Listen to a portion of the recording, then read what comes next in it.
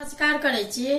यहाँ के एक पौआ सीम अछि तो एकर अचार हम बना रहल छी। पहले ई पानी अहाँ के गरम होइया में ऐसे एक मग अहाँ के पानी देलिए आ तुरंते अहाँ के खसा दियो।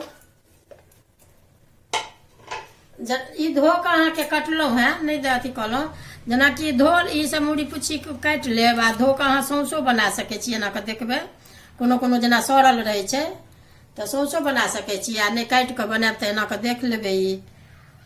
एमे कनी हल्का नमक दै छिए। देखिए एते नून द के कनी नून द के उबालै छी।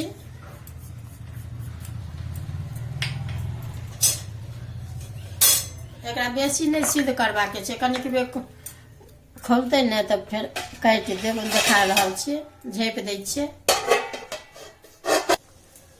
देखिए ई खौलो लागल है, एक रति हल्का हरद कनी द दै छिए, रंग चेंज भ जेतै, देखे में नीक लगतै।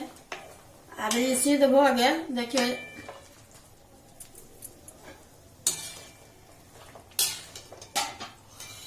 बेसी सिद्ध नहीं करबा के छै। जना निकाल के देखियो यहाँ अहू सब क लेब तो बुझा जात। एना जना कि हाथों से देखबे जना एना के ई टूट गेल। बेसी सिद्ध नहीं करबा के छै तहन नहीं नीक हैत। तो आब एकरा काटै छी, भ गेल उबल गेल। सीम तो देखाइए देलहुँ सिद्ध के, रंगो देखियो कनी हरद द देलिए, कनी रंग अथी भ गेल।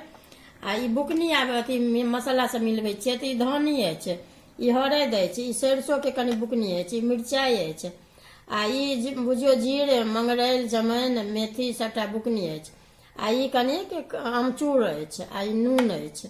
तो ई सबटा हम एके बेर एहिमे द के मिला रहल छी।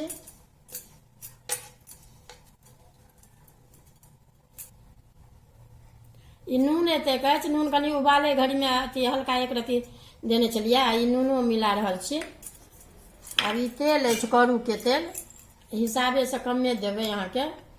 जना एहिमे बेसी जना कि ई सब चटपटा होइ छै बनाओ आ 2-4 दिन अपन फ्रिज में राख के खाइत रहू।